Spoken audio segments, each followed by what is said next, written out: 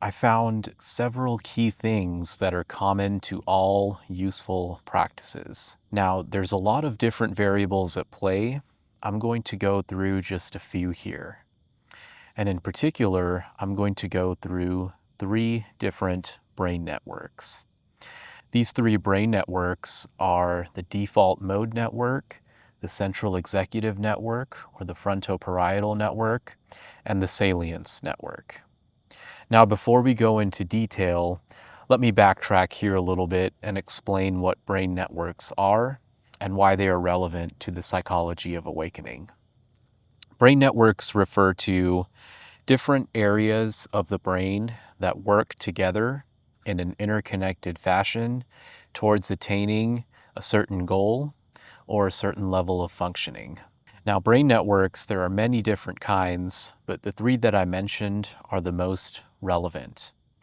And as I mentioned in previous videos, what we are going to do is we are going to retrain the brain to utilize its networks and functions differently so that we can process reality in a different way that is more conducive to awakening. In order to do this, we can start with the default mode network is the first one, and perhaps it is the most well-known of the ones that I'm going to mention.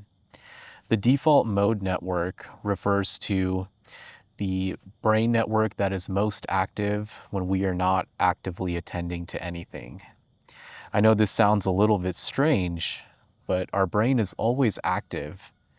And when we are not actively engaged in a task, our brain is working through information, it's daydreaming, it's mind wandering, it's utilizing functions of language, it's reflecting on experiences. And all of these things are helpful in certain ways, but in other ways, they hinder our perception of reality because we're looking at things from a narrowed sense. The default mode network is also actively involved with our sense of self, our individuality. So I'll return back to the default mode network here shortly, but I also want to mention the salience network. This network is involved with filtering stimuli. What this means is attending to certain information and not attending to other information. How do we direct our attention in another sense? The central executive network is kind of the opposite of the default mode network, but they all work together. The central executive network and the default mode network are not in opposition to each other in the sense that they're against each other. They all work in unison, but they meet different functions. The central executive network, its primary function is to look at a cognitively or emotionally challenging task and put in more attention towards problem solving that task at hand. It also happens to be the case that the more we apply our attention, the more the central executive network is activated and the more the default mode network is deactivated. The salience network controls the level of activation and adherence to either the default mode network or the central executive network.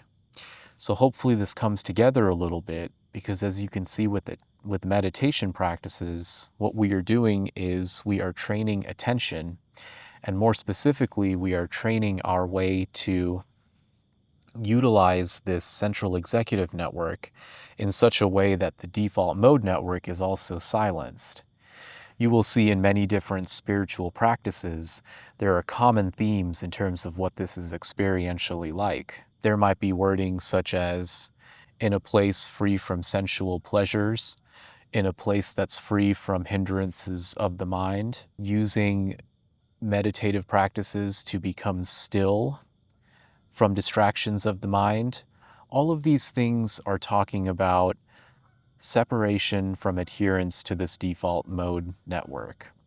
Meditative practices will also describe as a goal losing that sense of separate self and becoming more engaged with the true reality that we are.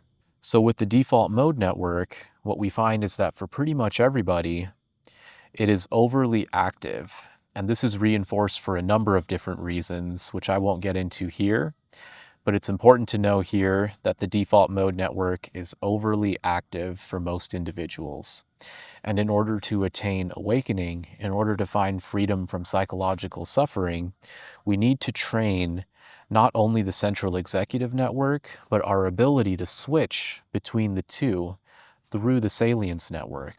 We know very well from literature that the interconnectivity of these three networks increases when we engage in proper meditative practices. Ideally, we want to get to a point where we have a balance between all of these networks. The point is not to just shift to the central executive network. Too much adherence to any network or any way of thinking is problematic. When we find this balance and we are not attached to any one of these networks and we see how they all fall within a greater picture of what we are, that's the ideal point we want to get to. But to get there, we have to train first, because at default, the default mode network is much too active for people. So in terms of actual practice, the correct practice comes through not only mastering how to control the mind in this sense through physical retraining of the brain, but also from the fact that the central executive network involves the basis of insight. Now, when I say insight, I'm referring to, usually people call it an aha moment, or suddenly understanding the cohesive whole of what is going on. An example would be if I said 1 plus 1 is 2, 2 plus 2 is 4, 4 plus 4 is 8, and so on. You might memorize those as individual facts, or you can get a deeper understanding for what's going on in terms of the numerical symbols, addition, how those come together. Once you have that deeper whole understanding based on insight, you can solve any addition problem without having to memorize all of them. That's what we're talking about for the basis of insight. And in terms of the psychology of awakening, this is also a necessary step. You need to be able to see things from the basis of both insight and knowledge. It just happens to be the case that people are too focused on knowledge for the most part, and that leads to a narrow, focused attention that is inadequate for seeing what needs to be seen to realize awakening. So the main takeaway here is that we have different brain networks. This is very, very well supported in literature, thousands and thousands and thousands of studies to prove this. And these brain networks can be trained. The way that most people are by default is it means that the brain networks are not properly calibrated or trained for awakening. So no matter how much you try, without retraining your brain through meditative or other related practices, you are not going to make adequate progress. It's important to understand these brain networks and these scientific correlates so that you understand the basis of what you're doing. If you just look at the experiential side, you're going to hear those kinds of phrases. Calming the mind, stilling the mind, controlling hindrances. Those are helpful experientially, but having that understanding of what you're actually doing to your brain is also very useful.